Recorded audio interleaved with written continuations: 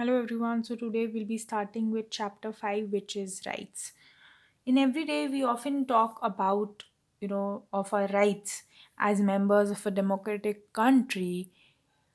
We may speak of such rights as a right to vote, right to form political parties, the right to contest elections, and so on. But apart from the generally accepted political and civil rights, people today are also making demands of rights such as, right to information, right to clean air, or the right to safe drinking water. Rights are claimed not only in relation to our political and public lives, but also in relation to our social and personal relationship. Moreover, rights may be claimed not only for adult human beings but also for children, unborn fetuses, even animals. For example, for animals, we have PETA. There's an organization which is People for the Ethical Treatment of Animals, and they fight for all the rights of animals, whether it is, the right of a stray dog, or during Diwali, they demand that there should be no bursting of crackers. The notion of rights is thus invoked in a variety of different ways by different people. In this chapter, we will explore what do we mean when we speak of rights? What is the basis on which rights are claimed? What purpose do rights serve? And why are they so important? So these all are the aspects that we'll be able to answer after studying this chapter. Okay.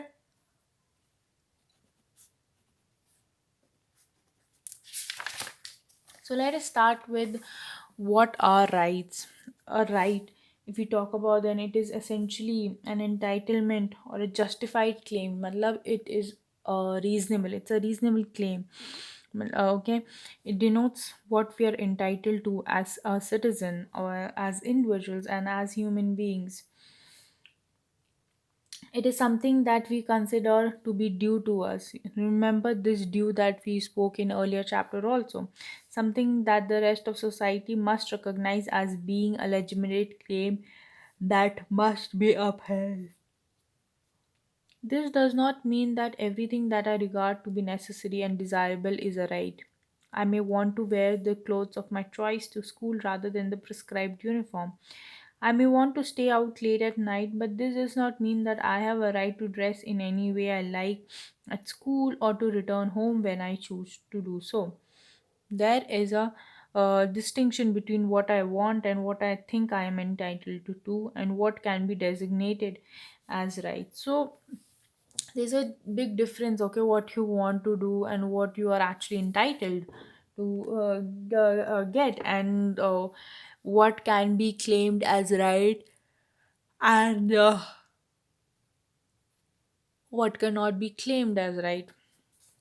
Rights are primarily those claims that I, along with others, regard to be necessary for leading a life of respect and dignity. So, these are those claims which make us, through which it is possible for us to live a life of dignity and respect. In fact, one of the grounds on which rights have been claimed is that they represent conditions that we collectively see as a source of self respect and dignity. Okay, for example, the right to livelihood may be considered necessary for leading a life of dignity. Being gainfully employed gives a person economic independence and thus is central for his or her dignity. Having a basic needs met give us needs met gives us freedom to pursue our talents and interests, or take the right of or take the right to express ourselves freely. This right gives us the opportunity to be creative and original, whether it be in writing or dance or music or any other creative dignity. But freedom of expression is also important for democratic governments, since it allows for the free expression of beliefs and opinions. Okay, rights such as the right to a livelihood or freedom of expression would be important for all human beings who live in society, and they are described as universal in nature. Okay, you get it. uh, Another ground on which rights have been claimed is that they are necessary for our well-being. So remember these important terms which are being claimed uh, in the need for rights: respect, dignity, self-being, able to express our beliefs, opinion, able to pursue our talents, interest. You know, they help individuals to develop their talents and skills. A right, like the right to education, for instance, helps to develop our capacity. So remember, there's two reason. Uh, Gives us useful skills and enables us to make informed choices in life. It is in this sense that education can be designated as a universal right. However, if an activity is injurious to our health and well-being, it cannot be claimed as a right. So if something is injurious to health and other way, then it cannot be claimed as a right. For instance, since medical research has shown that prohibited drugs are injurious to one's health, and since they affect our relations with others, we cannot insist that we have a right to inhale or inject drugs or smoke tobacco. In the case of smoking, it may even be injurious to the health of people who may be around the smoker. Drugs may not only injure our health, but they may also sometimes change our behavior patterns and make us a danger to other people. In terms of definition of rights, smoking or taking banned drugs cannot be claimed as a right. Okay, do you get it? So where do rights come from if we look at that? Okay, go through the recent newspaper, make a list of people's movement that have made proposal to new kinds of uh, uh, rights. Then right to clean environment is there. Okay, you can give, wait, right to clean environment is there. Okay, and others also, you can also google it up. Okay, so now let's come about this. In the 17th and 18th century, political theorists argued that rights are given to us by nature or god. First it was said that the rights of men were derived from natural law. This meant that rights were not conferred by a ruler or a society, rather we are born with them. Okay, so that's what it is saying. As such, these rights are inalienable and no one can take these away from us. They identify three natural rights of men: the right of life, liberty, and property. All other rights are said to be derived from these basic rights. The idea that we are born with certain rights is a very powerful notion, because it implies that no state or organization to take away what has been given by the law of nature. Okay, so that's what we are talking about, that the three natural rights of men are life, liberty, and property. And on these rights, the basic idea is this, and in this on these basic rights, the other rights have developed. Okay, this conception of natural rights has been widely used to oppose the exercise of arbitrary power by states and governments and to safeguard individual freedom. The concept of natural rights. Okay, I hope you got it. In recent years, the term human rights is being used more than the term natural rights. This is because the idea of there being a natural law or a set of norms that are laid down for us by nature or God appears unacceptable today. Rights are necessarily are increasingly seen or as guarantees, that a human being themselves seek or arrive at in order to lead a minimally good life, at least a minimum basic standard of life you'll have. The assumption behind human right is that, so what is the idea behind, logic behind human right, is that all persons are entitled to certain things, entitled simply because they are human beings. As a human being, each person is unique and equally valuable. Okay, this means that all persons are equal and no one is born to serve others. Each of us possesses an intrinsic value, hence, we must have equal opportunities to be free and realize our full potential. This conception of free and equal self is increasingly being used to challenge existing inequalities based on race, caste, religion, gender. Today, the UN is basically United Nations. Wherever you see U and N in capital, it's United Nations. United Nations UN Universal Declaration of Human Rights builds upon this understanding of rights, and it attempts to recognize those claims that the world community collectively sees as being important for leading a life of dignity and self-respect. Okay, the notion of universal human rights have been used by oppressed people all over the world to challenge laws which segregate them and deny them equal opportunities and rights. In fact, it is through the struggles of groups that have felt excluded that the interpretation of existing rights has sometimes been altered. Slavery has, for instance, been abolished, but there are other struggles that have also had a limited success. Even today, there are communities struggling to define humanity in a way which includes them. The list of human rights which people have claimed has expanded over the years as societies face new threats and challenges. Okay, for instance, we are very conscious today of the need to protect the natural environment, and this has generated demand for right to clean air, water, sustainable development, and the like.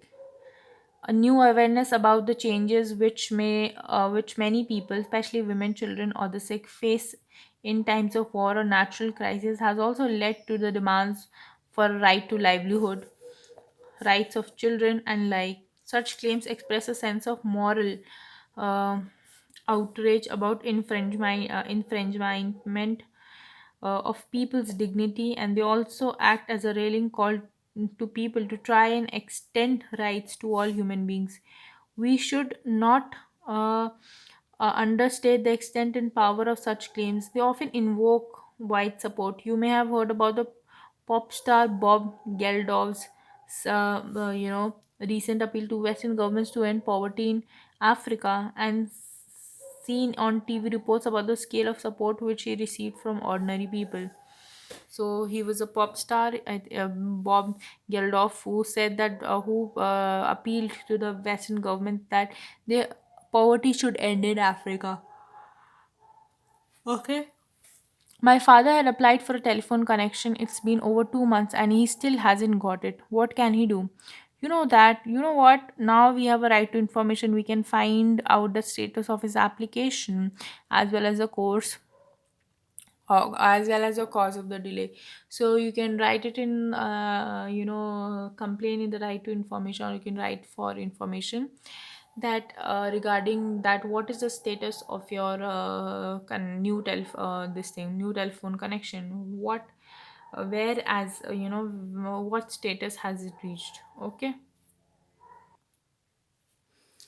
let us see the views of Kant on human dignity. Okay, everything has either a price or a dignity. What has a price is such that something else can also be put in its place as its equivalent. By contrast, that which is elevated above all price and admits no equivalent has a dignity.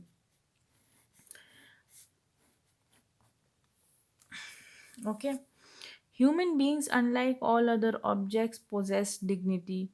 They are, for this reason, valuable in themselves. For this, the 18th century German philosopher Immanuel Kant, this idea had a deep meaning. It meant that every person has dignity and ought to be so treated by virtue of being a human being, and ought to be treated so by virtue of being a human being. So this is very important. Okay. Then a person may be uneducated, poor, or powerless. He may even be dishonest or immoral. Yet he remains a human being and deserves to be given some minimum dignity. No matter whether that person is educated, rich, poor, powerless also, they everybody deserve minimum dignity. Okay.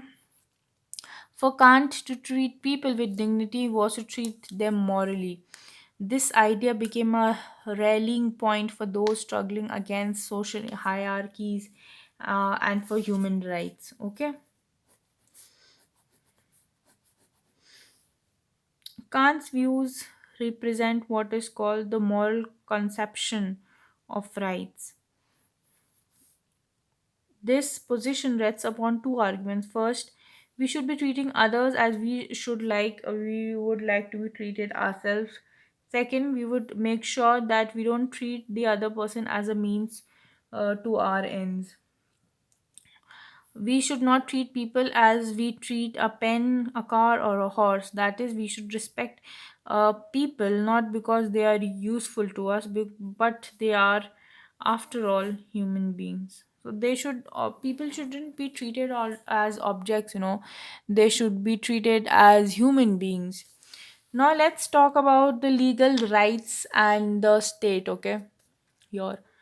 What claims for human rights appeal to our moral self, or the degree of success of such appeals depends on a number of factors, most important of which is the support of government and the law. This is why uh, this is why so much importance is placed on the legal recognition of right, because if there is legal recognition for something, it will be easy to get that. A Bill of Rights is enshrined in the constitution of many countries. The Bill of Rights started in United States actually. Okay. Constitution represents the highest law of the land, and so constitutional recognition of certain rights gives them a primary importance. In our country, we call them fundamental rights. Other laws and policies are supposed to respect the rights granted in the constitution. The rights mentioned in the constitution would be, those which are considered to be of basic importance. In some cases, these may be supplemented by claims which gain uh, importance because of the particular history and customs of a country. In India, for instance, we have a provision to ban untouchability, which draws attention to a traditional social practice in our country. So the untouchability idea, itself has come from the traditional social practice. Um, and that is banned, it's illegal, in our country now, and you're not allowed to differentiate people based on to this thing, call someone untouchable or practice that. Okay, so important is the legal and constitutional recognition of our claims that several theories define rights as claims that are recognized by the state. The legal endorsement certainly gives our rights a special status in the society, but it is not the basis on which rights are claimed. As we discussed earlier, rights have steadily been expanded and reinterpreted to include previously excluded groups and to reflect our contemporary understanding of what it means to lead a life of dignity and respect. Okay, now, however, in most cases, the claimed rights are directed towards the state. That is, through these rights, people make demands upon the state. When I assert my right to education, I call upon the state to make provisions for my basic education. Society may also, accept the importance of education and contribute to it on its own. Different groups may open schools, fund scholarships so that the children of all classes can get the benefit of education. But the primary responsibility rests upon the state. It is the state that must initiate necessary steps that my education is fulfilled. Okay. Thus rights place an obligation, obligation matlab it is a duty upon the state, and upon the state to act in certain kinds of ways. Each right indicates what the state must do as well as what it must not do. For instance, my right to life obliges the state to make laws that protect me from injury by others. It calls upon the state to punish those who hurt or harm me.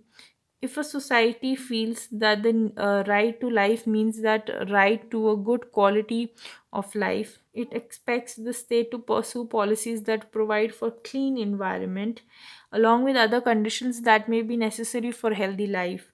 In other words, my right here places certain obligations upon the state to act in a certain way. Rights not only indicate what the state must do, they also suggest what the state must refrain from doing. My right to liberty as a person, for instance, suggests that the state cannot simply arrest me at its own will. I cannot just be arrested because the state wants me, the government wants me to be arrested. If it wishes to push me behind bars, it must defend that action. It must give me reasons for curtailing my liberty before a judicial court. Okay? This is why the police are required to produce an arrest warrant before taking me away. My rights thus place certain constraints upon the state. So there are constraints which are constraints, strains, matlab restrictions, because so that your rights are actually protected. To put it another way, our rights ensure that the authority of the state is exercised without violating the sanctity of individual life and liberty. So this is important. The state may be the sovereign authority. The laws it makes may be enforced with force.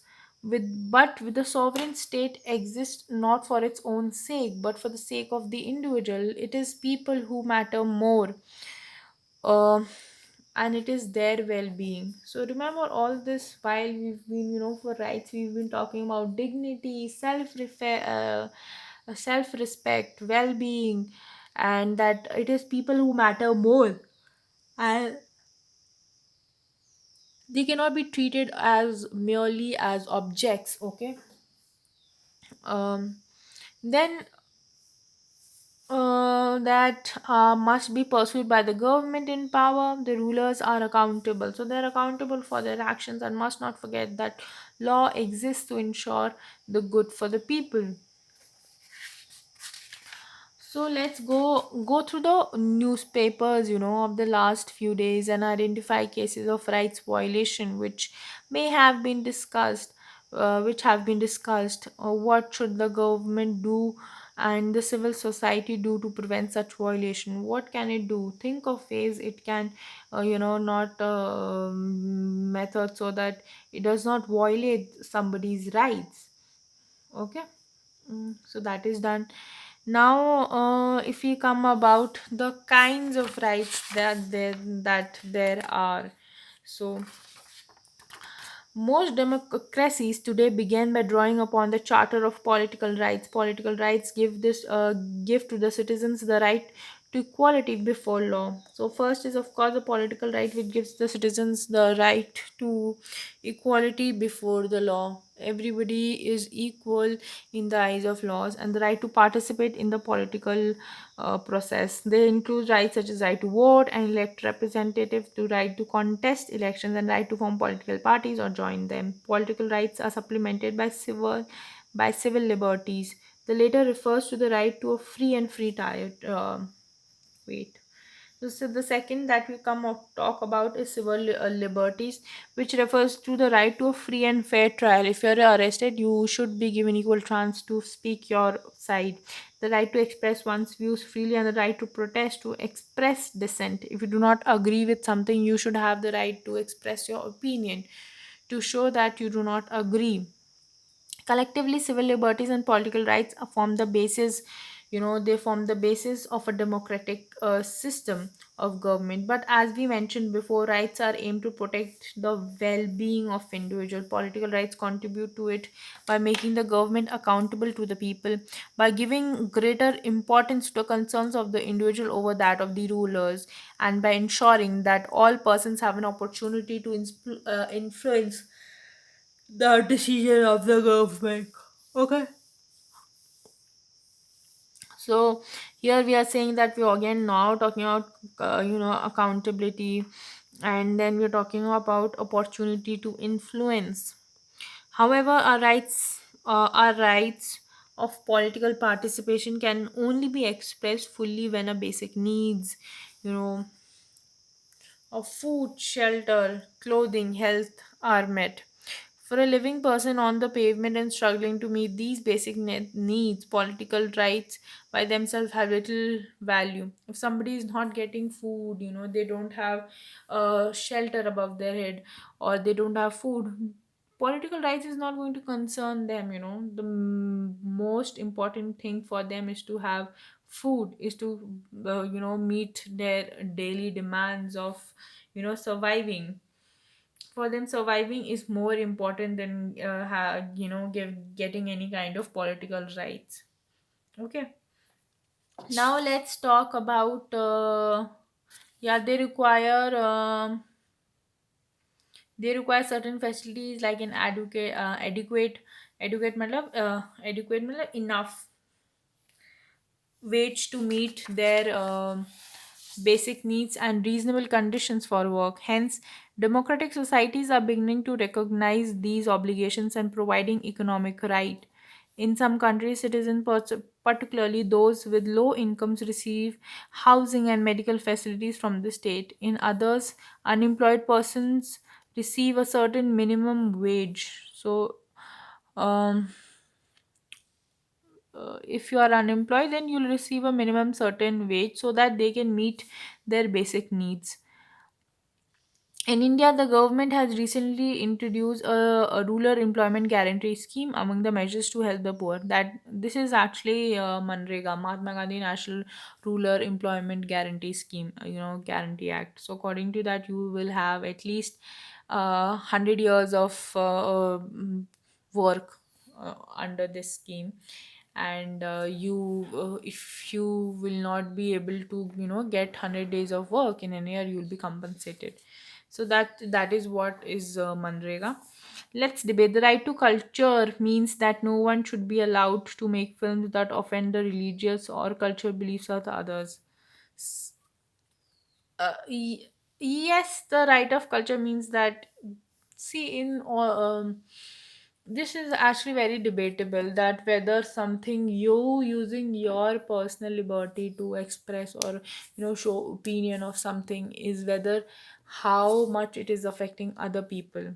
For example, we've always studied that if you want your rights to be obliged, then you should oblige, then if you want your rights to oblige, then you should also respect other people's right. And we've seen this in a lot of instances, right?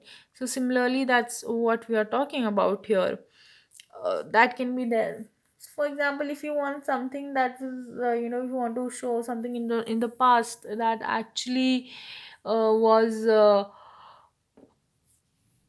wrong, or that didn't act to the level of a society, or that was wrong in human beliefs, that can be shown. But this all depends that what the movie is showing. Okay, it also depend on the censorship. Okay, so they are the final decision maker, what has to be done, and what, whether should it be censored or not. Okay, today, in addition to political and economic rights, more and more democracies are recognizing the cultural claims of their citizens. The right to have primary education to one's mother tongue, the right to establish institutions for teaching one's language and culture, are today recognized as being necessary for leading a good life. The list of rights has thus steadily increased in democracy, while some lists, primarily the right to life, liberty, equal treatment, and right to political participation, are seen as basic rights that must receive priority. Other countries that are necessary for leading a decent life are being recognized as justified claims or rights. Okay, so that is there. If we talk about uh, India also has cultural rights. We've talked it among the right to religion and right to cultural and educational rights. In that also we have cultural rights. Okay, so let's think about these topics. What are they? And Which of the following rights granted to groups or communities are justifiable?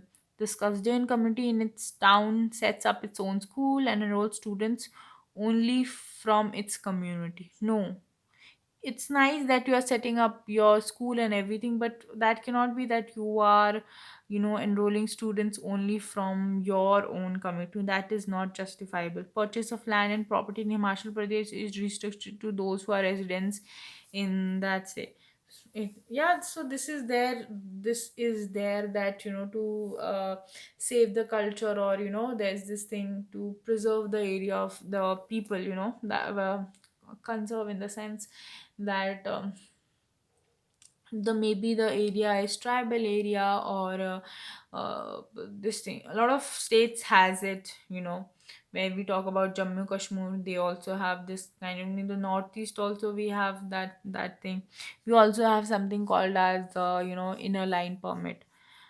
The principal of a co-ed school issued a circular that no girl should wear any western dress.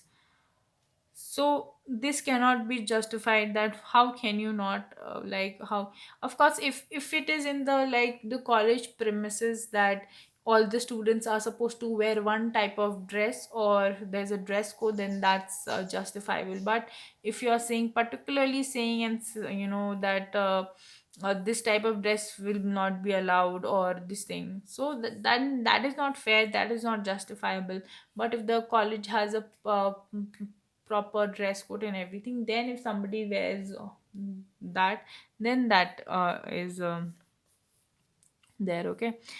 Panchayat in Haryana decided that the boy and the girl from different castes who married each other will not be allowed to live in the village. So no, this is wrong, that they cannot live, two, if a marriage is between, two adults, and there should be consent, that whether they want to marry each other or not, and if they are agreeing, uh, then it's fine. We are nobody to interfere between two people if they are agreeing to marry and all. Okay, so that is there. So here only one justifiable is there, that okay, the purchase of land, which is done, then only people from that particular area can live. Other than that, it's not. You cannot, because this is debatable. This is debatable. We don't know the in other what are the other context of it. Okay.